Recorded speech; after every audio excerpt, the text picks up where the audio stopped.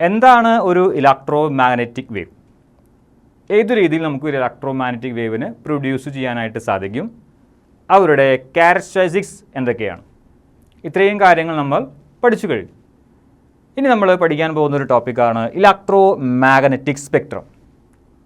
നമ്മൾ മുന്നേ പറഞ്ഞിട്ടുള്ളതാണ്, നമുക്ക് ഡീൽ ചെയ്യാനായിട്ട് 7 ടൈപ്പ് ഇലക്ട്രോ മാഗ്നറ്റിക് വേവുകളാണുള്ളത്. അവരുടെ പേരുകൾ ജസ്റ്റ് ഒന്ന് എഴുതി വെച്ചിട്ടുണ്ട്, നോക്കാം. Radio waves, microwaves, infrared waves, visible rays, UV rays, X rays and gamma rays. ഇവരാണ് ഈ 7 ആളുകളാണ് നമുക്ക് പഠിക്കാനുള്ള different types of electromagnetic waves. ഇവർക്ക് എല്ലാവർക്കും പലതരത്തിലുള്ള ഫ്രീക്വൻസിയാണ്, പലതരത്തിലുള്ള വേവ് ലെങ്താണ്, പലതരത്തിലുള്ള യൂസസ് ആണ്. ഇവരെ പ്രൊഡ്യൂസ് ചെയ്യുന്ന രീതി, അവരെ ഡിറ്റക്റ്റ് ചെയ്യുന്ന രീതി, ഇതൊക്കെ ഡിഫറെൻ്റാണ്. പക്ഷേ എല്ലാവർക്കും കോമൺ ആയിട്ടുള്ള ഒരു കാര്യമാണ് വെലോസിറ്റി. ഈ 7 പേരുടെയും വേവ് ലെങ്ത്തും ഫ്രീക്വൻസിയും യൂസും ഒക്കെ ഡിഫറെൻ്റ് ആണെങ്കിലും ഈ 7 പേരും ഒരേ വെലോസിറ്റിയിലാണ് നമ്മുടെ വാക്വത്തിൽ കൂടി പോകുന്നത്. 3 × 10⁸ മീറ്റർ പെർ സെക്കൻഡ്. ഇനി എന്താണ് ഇലക്ട്രോ മാഗ്നറ്റിക് സ്പെക്ട്രം? ഈ 7 ആളുകളുടെയും വേവ് ലെങ്ത്ത് വേറെയാണെന്ന് നമ്മൾ പറഞ്ഞു, ഫ്രീക്വൻസിയും വേറെയാണ്.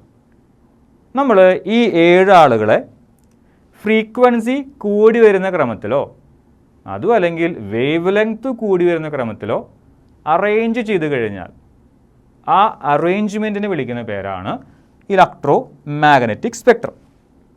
കൊടുത്തിട്ടുണ്ട് എന്താണ് ഇലക്ട്രോ മാഗ്നറ്റിക് സ്പെക്ട്രം എന്നുള്ളത്.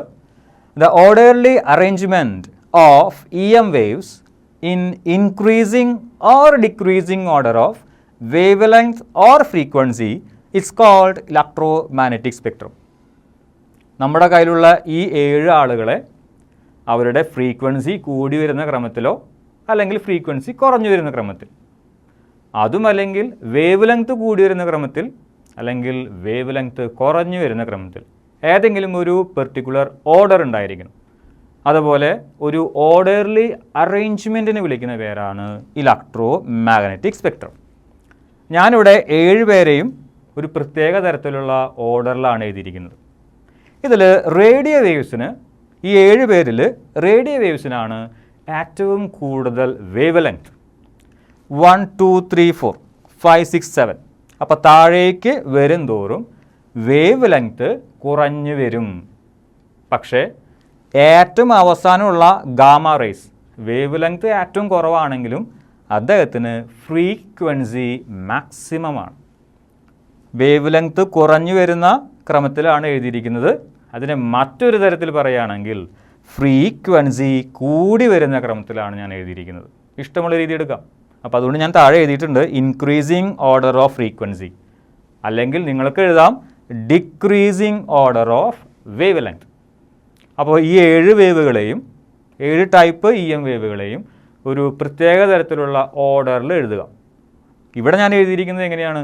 Increasing order of frequency. മറ്റൊരു തരത്തിൽ പറയുകയാണെങ്കിൽ decreasing order of wave length. ഒരു ഓർഡർ ഉണ്ട്. അപ്പോൾ ആ ഒരു ഓർഡർലി അറേഞ്ച്മെൻറ്റിനെ വിളിക്കുന്ന പേരാണ് എന്ത്? Electro magnetic spectrum. ഇനി നമ്മൾ ഡിസ്കസ് ചെയ്യാൻ പോകുന്നത് ഓരോ വേവുകളുടെയും ഫ്രീക്വൻസി റേഞ്ച് എന്താണ്, വേവ് ലെങ്ത് റേഞ്ച് എന്താണ്, എങ്ങനെയാണ് പ്രൊഡ്യൂസ് ചെയ്യാനായിട്ട് സാധിക്കുക, എങ്ങനെയാണ് ഡിറ്റക്റ്റ് ചെയ്യാനായിട്ട് സാധിക്കുക, എന്തൊക്കെയാണ് അവരുടെ യൂസസ്.